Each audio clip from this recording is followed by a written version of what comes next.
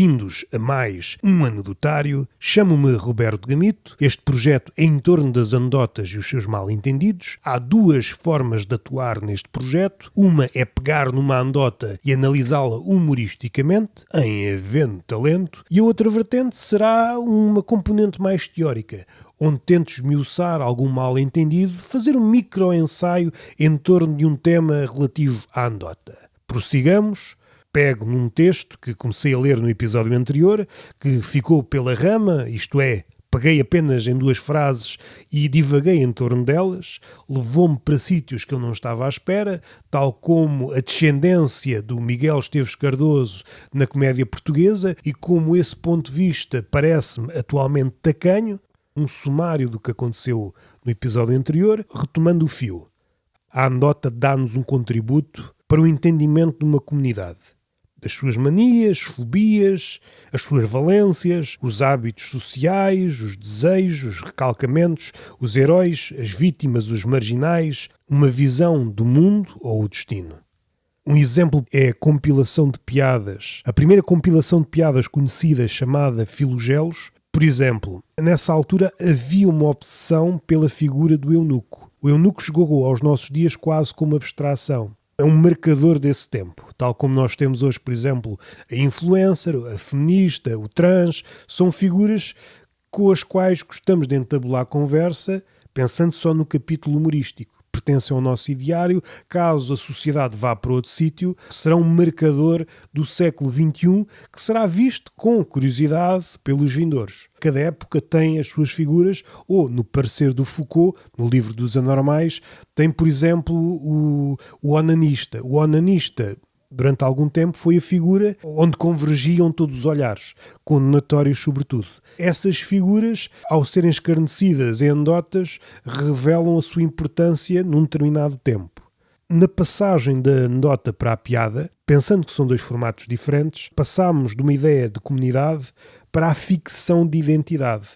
Quer-me parecer que a figura tipo, o maluco, o bêbado, o eunuco, o que houve, não foi uma mudança, não foi uma evolução, parece uma palavra vazia de conteúdo, mas foi personalizar o bêbado. Já não temos um bêbado, temos 1000 tipos de bêbado. Já não temos a mulher, temos 1000 tipos de mulher. O que dá também alguma pletora de diversidade, por vezes esconde até a fragilidade da piada. E essa coleção de piadas do Filogelos pode-nos conduzir a uma reflexão triste, segundo a qual a construção de piadas, e aquilo são sobretudo piadas curtas, não melhorou assim por aí além. Passaram-se milénios no que toca à escrita de piadas. O que é bom hoje era bom na altura. Em termos de construção, a ideia de síntese mantém-se, ainda que haja escolas diferentes, mas estamos a pensar em piadas curtas e nisso mantém-se. A eficácia máxima obtém-se através do mínimo número de palavras e asterisco, e aí entramos também nos terrenos da poesia,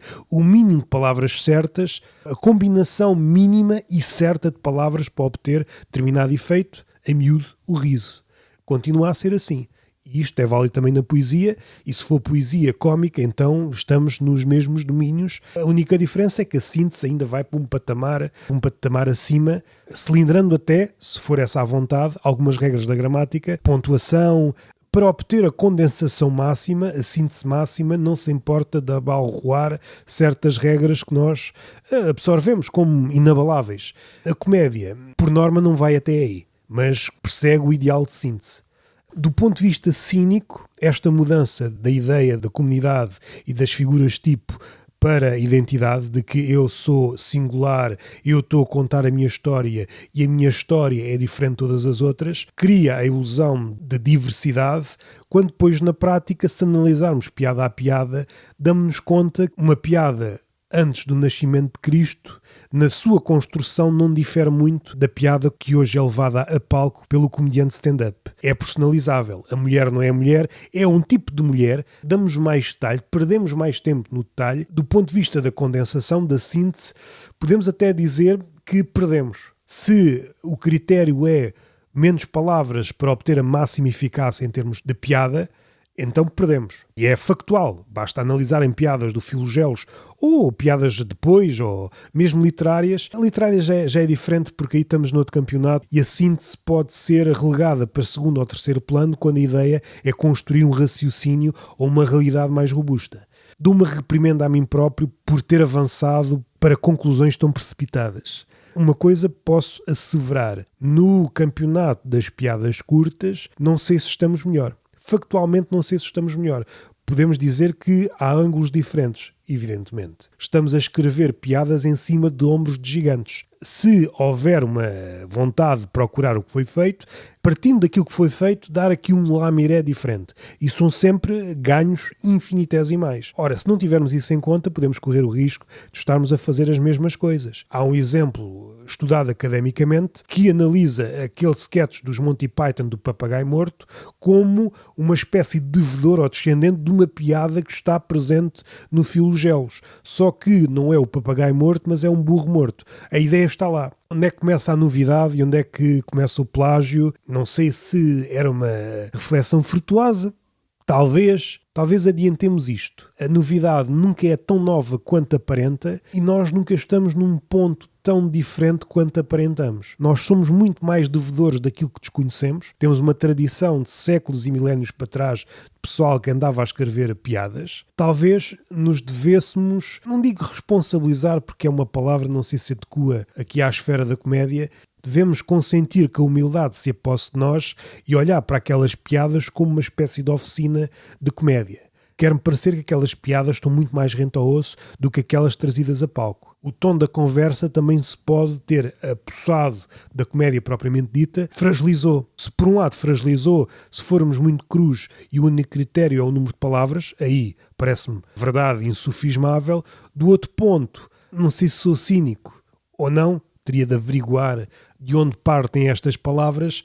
Muitas vezes, me parece, nós, ao personalizarmos, ao tornar a mulher, ao extirparmos a mulher do seu casulo de figuratipo e ao personalizá-la, ao dizermos aquela mulher na piada como uma mulher única, o que nós estamos a fazer é mascarar uma piada que já foi feita vezes sem conta. Ao trocarmos o sujeito da frase, em vez de ter mulher, é uma mulher assim assado, não é uma mulher, é um trans, a construção da piada já foi feita. Foi o subterfúgio que o homem arranjou ao passar de uma anedota que transmitia uma visão de uma comunidade para a ficção de identidade em que somos todos diferentes, quando na verdade, analisando o esqueleto da piada, ao desembaraçar-se da tradição da anedota, perdeu vivacidade.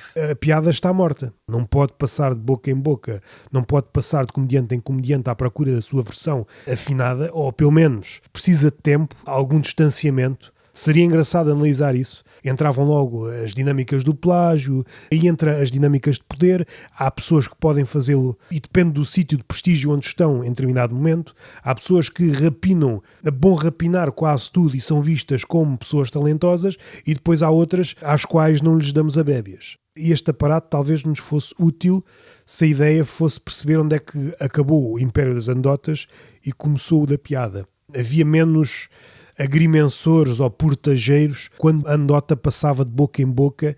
Não havia, olha, atenção que esta transformação foi daquele para o outro. Ao contrário daquilo que se diz que não tem dono, há anedotas que se sabe de onde partiu. Não havia esse controlo da transformação, porque como era um formato sobretudo oral, a mutação ia no sentido de ser mais facilmente memorizável, tal como aconteceu com as grandes epopeias. Como aquilo andava na cabeça dos rapsodos que andavam a contar, aquilo tinha que ser facilmente memorizável, e então a mutação era aconselhada. Vamos obrigar a epopeia a mutar, a ganhar o máximo impacto e ser facilmente memorizável, quer por nós, quer por quem a conta, quer por quem a ouve. A ideia era disseminar aquilo. Hoje, a piada enquanto espetáculo, a piada enquanto entretenimento, é um sinónimo fraco de sono ou sonolência. É para nos adormecer e depois cada um vai à sua vida sem vontade de contar aquilo. À exceção de meia dúzia, ao contarem, tentam replicar exatamente aquilo que viram. Se houvesse